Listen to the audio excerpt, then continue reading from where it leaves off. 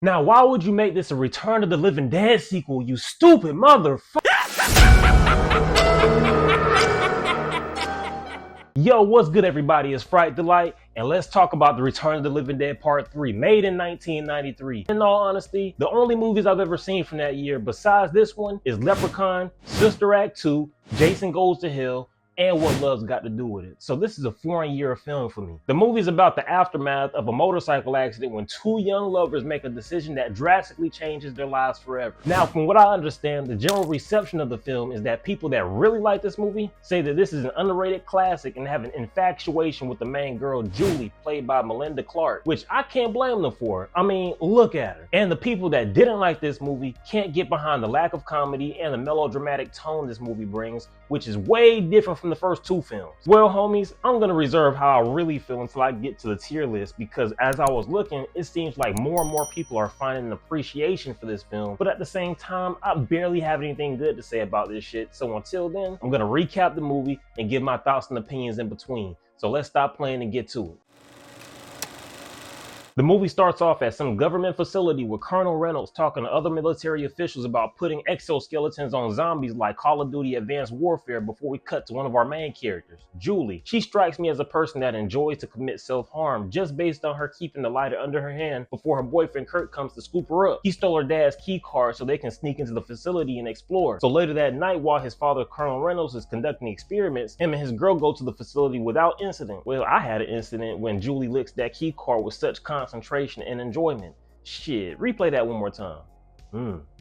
Maybe one more. All right, one more time. Oh, okay, I'm done. Anyways, after the couple gets through the security door, they witness a zombie getting tested on with a variation of Debo's theme song.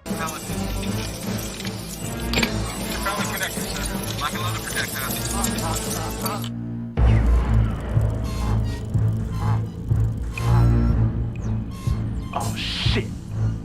Debo. Tell me that ain't Debo's theme song from Friday. Tell me it ain't. After the two escape, the lab assistants die quick, getting bit, then stabbed up by the zombie. The other assistants wait till this man is damn near dead to try to help. It's too late at this point, but hey, at least they got the zombie frozen now. A little later, we're met with Julie and Kurt making love. Then Julie ruins the mood by talking about the dead body they seen at the military facility. They have some blah blah dialogue right after. Like, listen to this. We didn't see him anyways. Good. Because you don't need him. You've got me. I swear I'm gonna hold back my opinions until the end of this movie, but this is hard. While the two are about to get back to business, Kurt's dad pulls up and tells him to meet him in his office. He tells Kurt that he's getting relocated and they have to move again in a week. Kurt isn't having it and tells his dad that he's not going. Well, his dad isn't having it either and tells him that the best thing that ever happened to him will be to get away from that fine, exquisite, beautiful build of a woman. Well, he didn't say all that, but you get the point. Kurt doesn't like what his dad has to say and storms off, getting a few things out of his room, then slides off after being a little bitch ass to his dad. They do all this to get into an accident that same night, and it was within 45 seconds of movie time. I know because I counted that shit. And you know what? I'm gonna hold my opinions back until the end of this video. Anyways, distraught, Kurt cries out in anguish as he holds Julie's lifeless body. That's when he notices the key card to his father's facility and gets the idea to bring Julie back to life by using the trioxin gas. He gets to the facility and sneaks through these empty ass hallways until he gets to the room, opens the barrel, and revives her. As they try to escape, they almost get caught up by the new Tarman zombie. Why he pop up like that? Again, I'm gonna hold what I really want to say until the ranking. But there is some cool gore when Kurt pushes the zombie into the wall. It doesn't do much as it gets back up and starts chasing the two lovers like that skeleton chased Cindy in Scary Movie 2.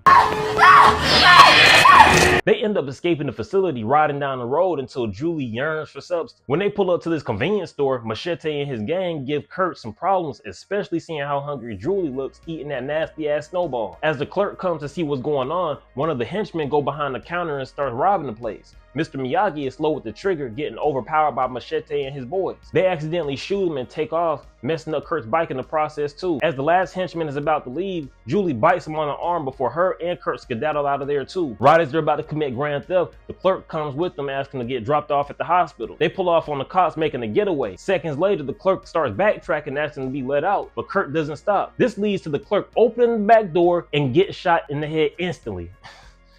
I got a messed up sense of humor because this wasn't supposed to be funny. To add insult to injury, Julie starts eating his brains right after, not leaving a second to spare. After Kurt gives the cops the slip, he takes Julie into the sewer while the dead clerk up top becomes reanimated and starts mutilating the police officer. The undead clerk is stopped by the military platoon led by Colonel Reynolds looking for his son as the two lovers venture deep underground. Julie's so hungry she starts to hurt herself, but Kurt doesn't like that, leading to an argument that I couldn't care less about. Kurt lashes out at Julie, causing her to walk off. But not even seconds later, he follows her, catching her trying to end it all again. Of course it doesn't work, but it's worth a try, I guess. We catch up to Machete and his crew somehow figuring out that Kurt and Julie are in the sewer and decide to drive there and get revenge. As they pull up, Kurt finds Julie washed up at the end of the sewer. The two are able to get help from the Riverman, and yes, that's his name. I looked it up, it's legitimately his name. The Riverman has a whole Airbnb set up in the sewer and lets Julie stay in the bed. After a small convo, the Riverman catches some Z's as Kurt's getting busy committing some necrophilia. I guess that cold zombie puss was enough to put him to sleep, but the hunger keeps Julie up and causes her to start mutilating herself. Sometime later, Machete and his gang catch up to our crew and starts torturing the Riverman until he gives up wherever the two lovers are. The Riverman stays solid and doesn't give them up, giving enough time for Kurt to come through and start whooping some ass. He gets overpowered quick though, almost getting shot, but Julie comes through the door portraying the world's sexiest zombie. I can't lie to y'all homies, I really love this design. It's like all the creative juice got used. You know what? I'm gonna save my thoughts and opinions until the tier list. Machete takes Julie into the room while the Riverman gets shot for moving around too much. Not long after, Julie comes back out holding Machete's head still connected to his body. The henchman starts blasting off, but the bullets have no effect. Julie catches his ass and ripped his fucking lip off. As she was about to go for seconds, the henchman that was bitten steps in and finishes the job. This allows Kurt and the Riverman to take Julie and escape as the rest of the henchmen turn into the undead. They board up the door while Julie's trying to cope with the pain of being dead, which is actually tragic, and I'm starting to feel for her. As the zombies start to break through the door, Kurt tries his best to hold him back while the Riverman takes Julie and tries to escape. After Kurt finesses his way out of that situation, he finds himself in a new one when he sees Julie eating the Riverman's brains. And not only that, she tries to comfort Kurt too, but he knocks some sense into her ass. Damn, that looked like it hurt. Julie starts to cry for help, asking him to end her pain. This causes Kurt to lose hope and regret what he did, leading to him almost getting eaten by the henchmen. But his father comes through just in the nick of time to save him. A little later in that same night, Colonel Reynolds has a heart-to-heart with Kurt, his son, telling him that he'll take a few weeks off to spend some time with him. But Kurt is concerned more about Julie though, asking what's going to happen to her. This leads to his dad not really giving an answer. He just tells him that she's part of a military project for now. As his father handles some more business, he walks off finding Julie locked up like Akon. He also sees the Riverman getting an exoskeleton placed on his undead body. And I want to say it's inhumane, but Kurt unlocks the door and sticks off on the doctor, inadvertently causing the Riverman zombie to break free and start attacking the scientists. While the unhinged Riverman zombie is wrecking havoc, Kurt and Julie try to make their escape out of there. The two have no luck getting trapped inside the facility with all the zombies as they get out the barrels one by one. Kurt gives back the coin the Riverman gave to him, causing the Riverman to remember who he was and help the two lovers break free. Not long after they escape, Kurt and Julie make their way through the facility, but Kurt gets caught up and bit on the arm. Damn! As he's running through the hallway, he finds his father trying to keep the security door open for him, telling him to leave her behind. At this point, Kurt reveals to his father that he's bitten and has to stay behind. This is when we're met with an overly dramatic, "No!" It wasn't even like that, it was more so dry as hell, like, no. The funniest thing about this scene to me is that he's trying to make it look like he cares, but it doesn't come across that way, especially with that dry ass, no. No! The two lovers hold hands as they place themselves inside the incinerator, succumbing to the flames as they gaze into each other's eyes one last time before the movie ends. Damn. Alright homies, that was the end of The Return of the Living Dead 3, a film that holds its own as a B-movie but has no place in being part of the Return of the Living Dead franchise. I'm gonna give you a warning right now. If you love this movie in any way, you might want to click off this video now because I'm going to tell you a story of why I do not like this fucking movie. I'm going to give y'all a few. A few moments later. Okay, I've always had an all-hate, no-love type of relationship with this movie. Probably because when I was younger, maybe 14, fall of 2013, I came across this movie with my mom at this place called Movie Stop. Up to this point, I never knew a third movie had existed, but I knew about the first two very well up to this point. So I excitedly go home and pull up the movie online to watch, eagerly waiting for my mom to rent the film. She finally puts it in for the both of us to watch. My excitedness quickly turns into disappointment, then ended with pure fucking hatred for this movie, which is a very strong word, but that's exactly how I felt during that time. The first time watching this movie made me lose sleep that night. I was so upset with the direction they took that I never gave this movie another chance.